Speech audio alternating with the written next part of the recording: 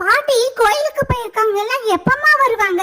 அப்பாவும் அத்தையும் கடைக்கு போனாங்க, அவங்களையும் காணோம். ரொம்ப போர் அடிக்குதுமா.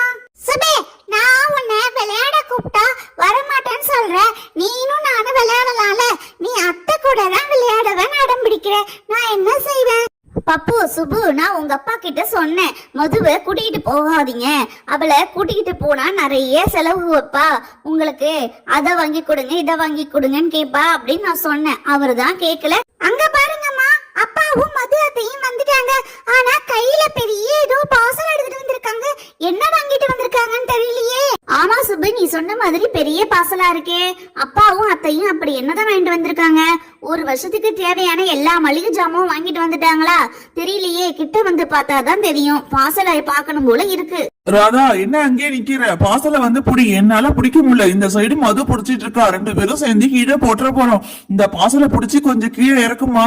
ஏங்க, இந்த பார்சல்ல அப்படி என்னதாங்க வாங்கிட்டு வந்திருக்கீங்க? இவ்வளவு பெருசா இருக்கு, தூக்கவே முடியல. சரி பார்த்து ஆளுக்கு ஒரு பக்கமா புடிச்சு கீழே வச்சிடலாம்.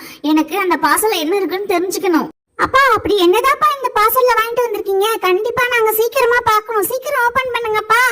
பப்பு, சுப்பு, உங்க அத்தை தான் இந்த பார்க்கு செட்டு உங்களுக்கு வாங்கணும்னு ரொம்ப அடம் பிடிச்சாங்க. அதனால நாங்க பார்க்கு செட்டு 2 பேரும் சேர்ந்து வாங்கிட்டு வந்திருக்கோம். என்னதுப்பா பார்க்கு செட்டா? ஐ ஜாலி. இனிமே நம்ம கார்டன்ல செட் பண்ணிட்டு நாங்க எல்லாரும் ஜாலியா இதுல விளையாடலாம் இல்லப்பா? பப்பு, சுப்பு, நீங்க 2 பேரும் விளையாட முடியாது. நீங்க வச்சுக்கிற டாய்ஸ வேணா அதுல வச்சுட்டு விளையாடலாம். இது கொஞ்சம் குட்டியா இருக்கு. உங்களுக்கு நான் பெருசா அடுத்த டைம் வாங்கி தரேன். மது, சரி சரி பேசிக்கிட்டே இல்லாம அந்த பாக்ஸ ஓபன் பண்ணுங்க. அதுல உள்ளதெல்லாம் நாங்க பார்க்கணும்.